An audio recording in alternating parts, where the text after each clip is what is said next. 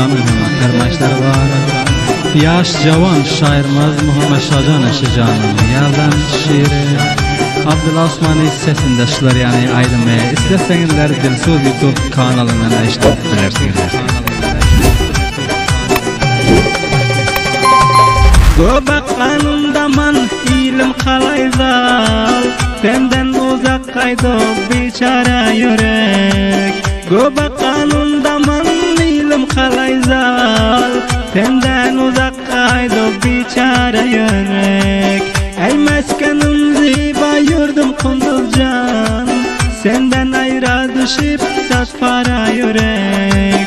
Ey meskenim ziba yurdum kunduzcan Senden ayrı düşüp sat para yürek Senden ayrı düşüp sat para yürek Vatan senden uzak kaydıp hiç hoş gün Görüp oynap gezip görmedim bir gün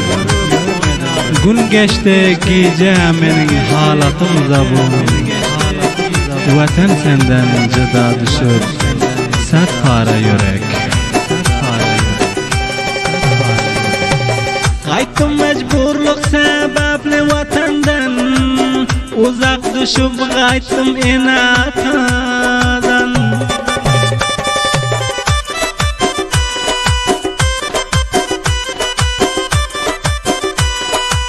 Qaytdım mecburluk sebepli vatandan Uzak düşüp qaytdım inatadan Bul ayrılık derdi tutuyor yürekten Ey meskenim senden uzakta bulgun Bul ayrılık derdi tutuyor yürekten Ey meskenim senden uzakta bulgun Ey konduzum senden uzakta bulgun İni uyam yada düşen zamanda Yürek takat edip durmazdı bir cayda Şul zaman ayrılık derdi bul dilde Tutup kadrın ötüyor meskenim vatanım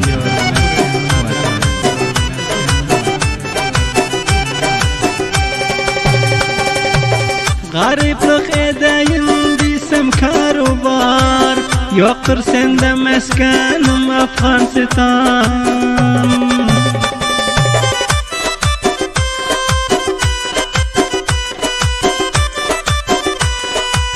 Gariplik edeyim desem karubar Yoktur sende meskenim Afganistan Şol sebepten cevalarım vayran Bolup ya dillerde musafir bulgun Şol sebepten cevalarım vayran Bolup ya dillerde musafir bulgun Ya Allah can özün bir rahim eyle Avara bolup yören Afgan milleti Vatandan uzak düşüp her bir ülkede Haruzardır cavalların ey vatan Haruzardır cavalların ey vatan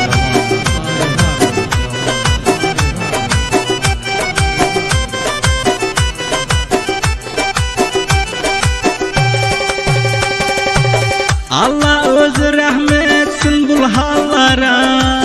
İlden uzak kaydıp yürekler yara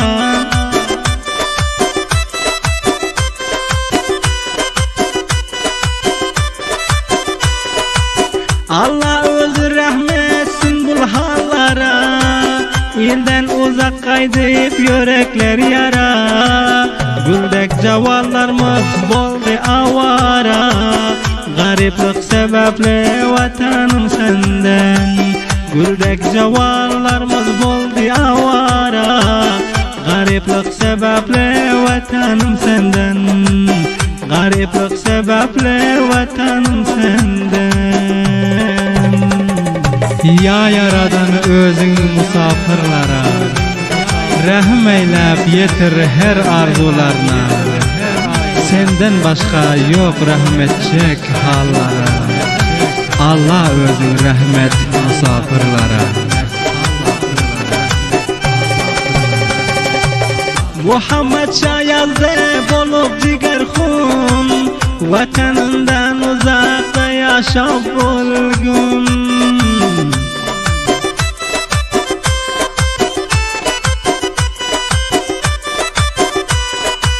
Muhammed Şah yazdı bolup diger hun, vatanından uzakta yaşap bulgun.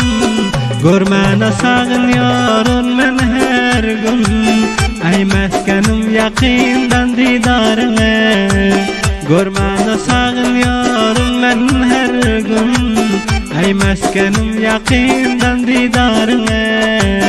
Ay kunduzum yakından didarına.